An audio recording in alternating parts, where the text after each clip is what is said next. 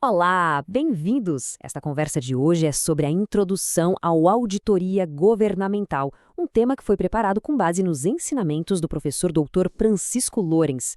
Sabe, a gente sempre se pergunta como garantir que o dinheiro dos nossos impostos está sendo bem usado, né? Pois é, a auditoria é a grande resposta para isso. Entender como ela funciona é fundamental para quem estuda ou trabalha com gestão pública e contabilidade. Para a gente desvendar esse universo, nosso papo vai seguir 5 passos. A gente começa pelo começo, pelo problema que a auditoria nasceu para resolver. Depois vamos ver como ela funciona na prática, qual é a base legal dela, quais são as peças-chave desse jogo e, por fim, o mais importante, como ela realmente melhora a gestão pública. Vamos lá?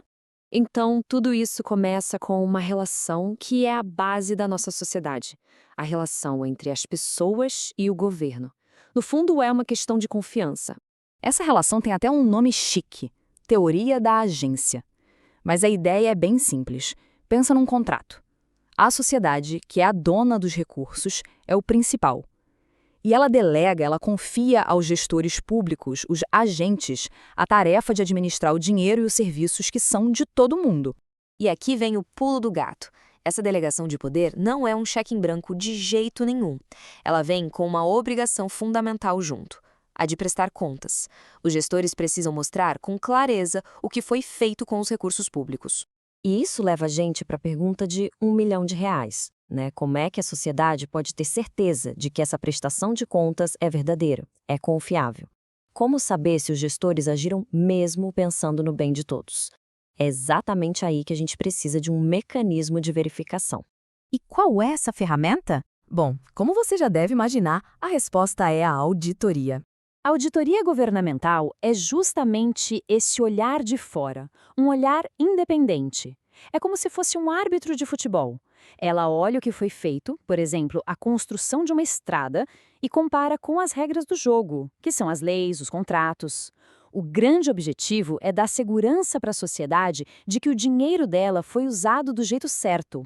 O mais interessante é que a auditoria começou lá atrás, ligada à contabilidade, mas hoje o campo dela é gigantesco. Tem auditoria de sistemas, fiscal, operacional. Só que a governamental tem um peso especial, né? Afinal, ela fiscaliza aquilo que é de todos nós.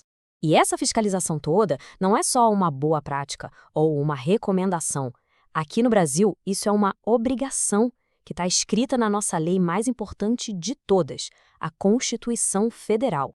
O artigo 70 da Constituição é o pilar de tudo isso. Ele deixa bem claro que a gestão pública precisa ser fiscalizada, e não só para ver se cumpriu a lei, mas também para avaliar se foi eficiente. E para isso, ele cria 2 grandes vigilantes: o controle externo, feito pelo Congresso com a ajuda dos tribunais de contas, e o controle interno, que funciona dentro de cada órgão do governo. E a Constituição ainda detalha mais as funções de cada um.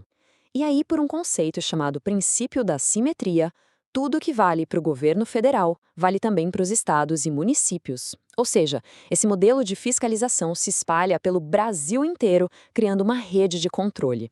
Certo, já entendemos o porquê da auditoria e a sua base na lei.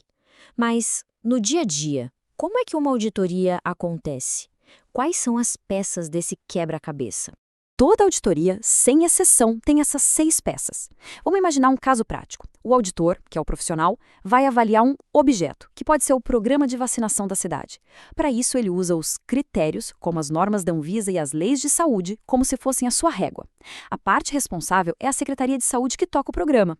No fim, o auditor produz a informação do objeto, que é um relatório, para os usuários previstos, como o Tribunal de Contas e, claro, a própria sociedade. É um ciclo bem amarrado. Mas qual é o grande objetivo disso tudo?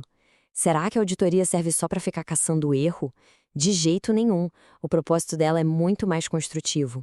Esse ponto aqui é essencial. A auditoria não é o destino final. Ela é a ponte. É a ferramenta que nos ajuda a alcançar uma boa governança. Ou seja, um governo que funciona melhor, que é mais transparente e que serve de verdade à população. O principal resultado de uma auditoria é o que chamamos de achado. E o que é isso?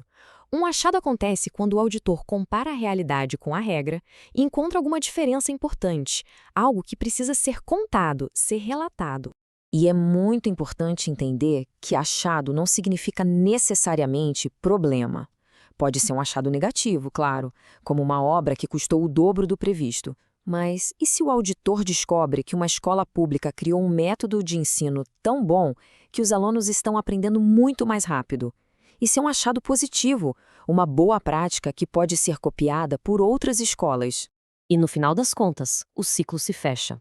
Quando a auditoria traz informação de qualidade e confiável, ela fortalece a transparência, aumenta a confiança da população no governo e, o mais importante de tudo, ela empurra os gestores para buscarem melhorar sempre. Fica bem claro, então, que a auditoria é muito mais que uma simples checagem. Ela é um dos pilares da nossa democracia. E isso nos deixa com uma reflexão para levar para casa. Se a auditoria já é tão poderosa para encontrar o que precisa ser consertado, como a gente pode usá-la ainda mais para descobrir e espalhar as coisas incríveis que já estão dando certo no nosso setor público? Fica aí a provocação.